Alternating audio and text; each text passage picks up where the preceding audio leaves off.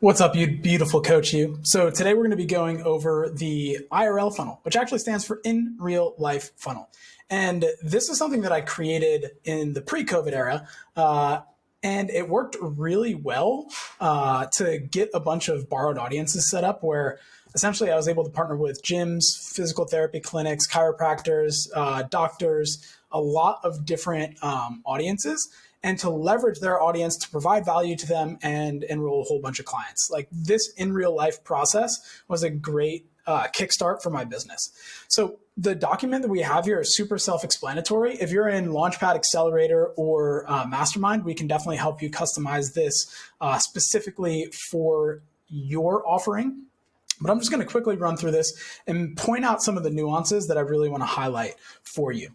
So we're going to go through the 5 phases of this process, but the important thing is you always want to have a partner. So a partner audience that you're going to essentially leverage their audience and you're going to bring this to their people. I've actually partnered with a few bigger businesses to bring it to their employees.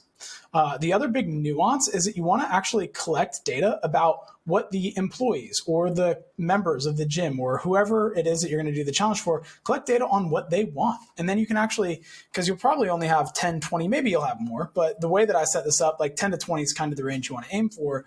So you can actually make sure that every single person that's in the crowd, especially the ones who fit your ideal client avatar, they get the most out of it. So the way that I set it up was to run a free workshop for week 1. That way, as many people as possible could show up, but also it was a good way for anybody who was kind of on the fence about whether or not they wanted to do the whole challenge. It was a good way for me to then promote the rest of the challenge and get people off of the fence. So we'll dive into each area. So in partnering with other businesses, I've shown you that the big thing that you really have to dial in is figure out what's in it for them. We're always looking at what's in it for them. That's how with every single borrowed audience, anything that we do for clients or prospects, we always have to be in the mind frame of what's in it for them. And if we can come from that place and we can provide value and we can set up a win-win-win, then this is going to go really well. So we absolutely need to figure out how to create a win for the partner business, how to create a win for their clients, their employees, their members, and then the afterthought is how we create a win. Just by setting this up, we're winning. So we need to really figure this out. So first stage is to figure out what's a win for the partner business. So you're going to go through and you're going to have a conversation with them and just uncover some information about whether or not they've done anything like this before, what they'd actually see to be a win out of this. If you did run this with them, what is it that they would want to get out of it? For a gym, is it that they'd want some more testimonials and transformation photos? Is it that, it's Q4? We've done these in like Q4, which is really tough time for gyms, where essentially we do it for members only. So in order for somebody to attend, they have to be a member. And so actually it helped with their retention. Less people put their memberships on hold when we ran these throughout the holidays. All right, so you got to figure out what's in it for them. And then from there, you want to essentially customize the offer that you're going to make to them for them. You don't want to just come at people and tell them what you're going to do. You want to figure out what do they want and then see if what you're going to offer can actually match that. So I've got a few different ways that you can think about this, but Q4 is a great way. It helps with retention. It's a great value add for members of a gym, let's say. Because I specifically did it with a lot of gyms. I did it with some businesses. I did it with some clinics, but especially gyms were a great source of it for me. So you can read through all of this. But the other thing that you really want to make sure that you do, once the agreement is there, once they've accepted your offer, you want to immediately have a conversation and hash out all the details and make sure you're on the same page. So you want to figure out, okay, how long is it going to be? Is it 4 weeks, 5 weeks, 6 weeks? Is it going to be hour long? What time of day is it going to be? Like for gyms, I always found after their popular evening classes was best because people could go do their workout after work and then just bring a protein shake, hang out, and go through the challenge and the classes with me.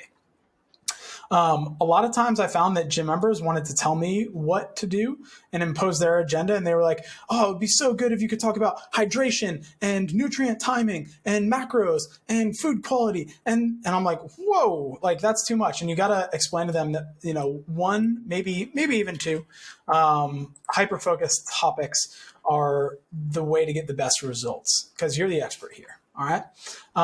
Now, in terms of numbers, I think 10 is kind of a good floor to aim for. If you get 10 people in the room, you should be able to at least get one to become your client. And also, if you're charging 97 or more, it's still worth your while. Still worth your while to show up week after week. You'll have a little bit of cash flow coming in. You want to make sure that they know their responsibilities of promotion. We'll see in planning and promotion that you want to make sure that you're actually making it really easy on them. But in terms of pricing, this is a question that I've heard a lot of you ask. I was doing them at $97 for members of the gym, and then it was $150 for non-members. So this actually anchors closer to the price of your one-on-one service. Because if you're charging $500 a month and you only charge $50 for, let's say, a month-long challenge, it's 5 times as much for your program. Or sorry, 10 times as much for your program, whereas 97 would be 5 times as much. Another really good way to figure out the pricing is, like I said, I did it for gyms. A lot of times it was CrossFit gyms. In LA, it was standard for a CrossFit gym to cost between $200 to $250 per month. So for a few of them, when I talked to them, they're like, yeah, let's do it at like $250, because we were doing a little bit of a revenue share, where essentially they were taking half of the signups, I was taking half of the signups, and then I was able to essentially keep 100% of whoever ended up signing up with me after. All right, so that's another thing you want to figure out is the revenue split for the challenge, potentially any referral bonuses. For a lot of them, I set up a referral bonus where it's like, hey, if you refer anybody to me moving forward, you'll get this much. And I let them keep some of like the free workshop that we did. I let them keep the film from that so they could share that with their members and use that as a resource at their gym, which was valuable as well. All right, so as far as planning and promotion goes, the main nuance here is to understand that the gym member, the gym owner, the business owner, whatever, they're not going to have a lot of time to create promotion for you, and they're probably not going to do as good a job of promoting what you're doing as you could. So you want to make sure that you've got all of the promotional stuff written and ready to go, so they can just swipe it, grab it. You tell them, hey, post this on Instagram this day, stories, feed, send this out in the email, whatever it happens to be. You plan that out for them, get it all created, and just tell them what to do and when to do it, and stay on top of them. Something I've also found to be a nice way to incentivize people to keep showing up, and one of the most successful coaches I've had go through this, who ended up, I think she made like $5,000 from the challenge, and then after that, she enrolled like $20,000 worth of clients from the challenge, and some of them ended up staying with her for years, so it ended up being more overall. But she actually was the first person where we found some sponsorships for the challenge, and each week there was a sponsor, and that sponsor provided prizes. So there was a somewhat local supplement brand that the gym that she was at had in their retail, so they gave away some supplements. There was a local meal prep company that gave away some meals and some vouchers. So ultimately, you can find some people who might be sponsors for prizes, and then you can give away prizes each day, and that's an incentive for people to show up. And you especially want to have a good prize for the last day when you might make an offer. All right. Now, the real thing, the real juice of the planning phase is as soon as people sign up, send them a survey, because you're going to ask these questions, which are going to look familiar to you. They're going to look like market research questions because they are. And then based off of this is going to help you figure out what's going to be the most valuable content to bring to people. And I'll show you a alternative setup for how the challenge might look. But if you can address and get people wins that are in line with the results that they want to have, what they've been struggling with, if you can help them overcome it, there's going to be a lot more trust built up in you. So we actually want to understand, for the people who are attending, what do they want, and how can we make sure that the content is speaking directly to those people. And the cool thing is, by getting these answers, you're also going to be able to see who at this event is my ideal client. And you can make sure that you're like creating sniper content. You can be like, all right, these 3 people, they're my ideal clients. I'm going to create the content of the challenge as much to them as possible. And you can give them as much love as you need to make sure that the trust is built, the relationship is built, and then there's a higher likelihood that they'll want to book in a free consult with you and potentially become a client. All right, so we were, or at least I was doing body composition challenges. And so we would actually arrange for a mobile DEXA scan to come in, and they were one of the sponsors. So they sponsored, a free package of year DEXA scans for one of the winners. And we had them come in, do body composition testing before and after, which was really cool as well. So I've got a little, this is what I did over a 2-week period to promote our challenges. So you can just read through that. If you have any questions, let us know. But phase 3, once you've actually planned it and you've promoted it, it's time to do the free workshop. So this might be where you end. You might just be setting up workshops and not challenges yet. And that's fine, because you can actually get a lot of calls booked and meetings booked and clients out of just a free workshop. I did these as well before I started doing this full setup where it was free workshop into a challenge.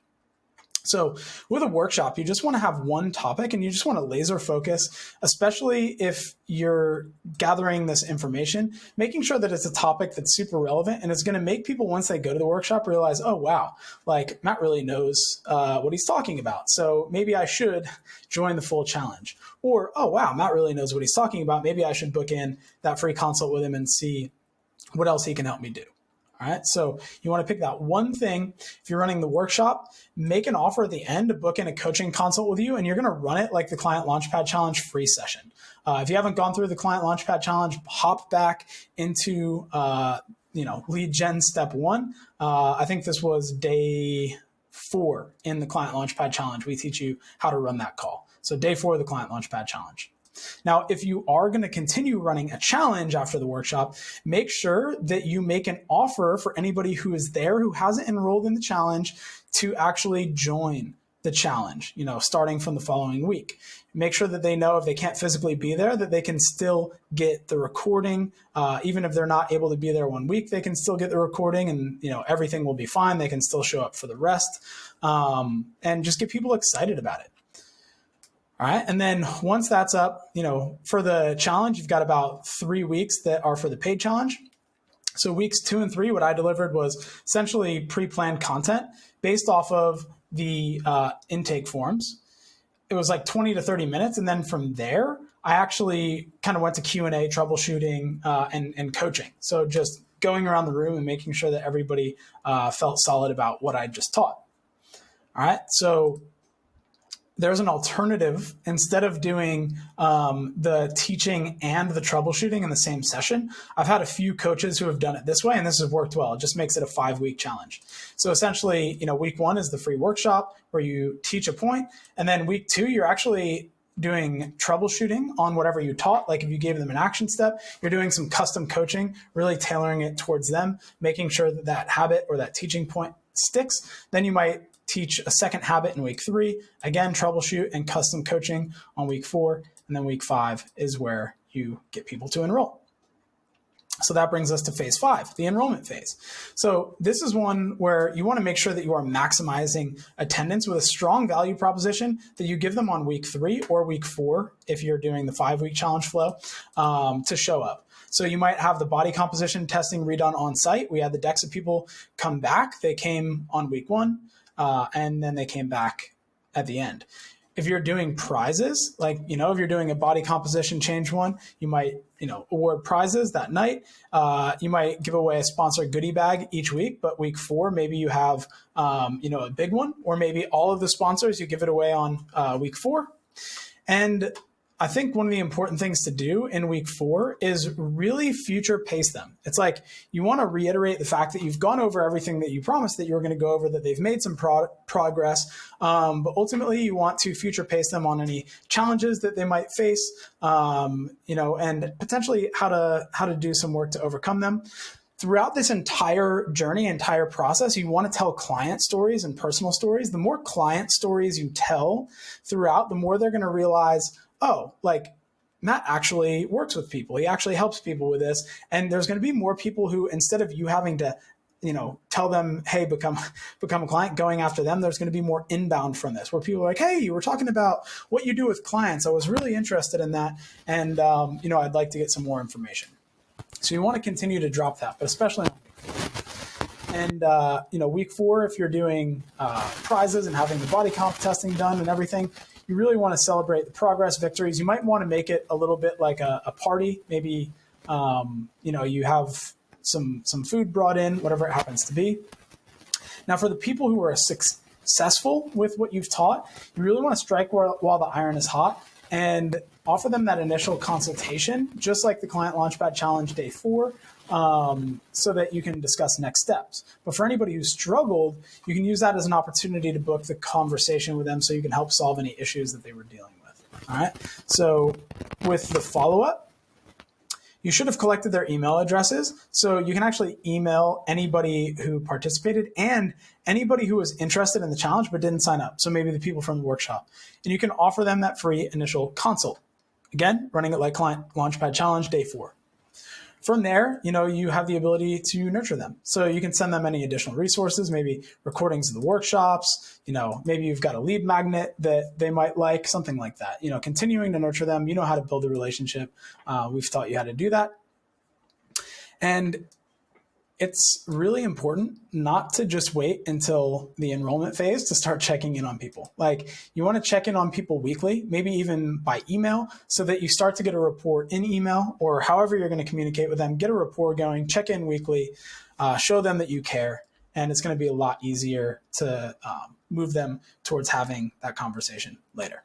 All right, so I wanted to keep this as short as possible. You've got everything you need in this document. If you're in Launchpad, Accelerator, or Mastermind, just let us know. We can help you by answering any questions one-to-one. And if you're in Academy, just drop it in the support group. Peace.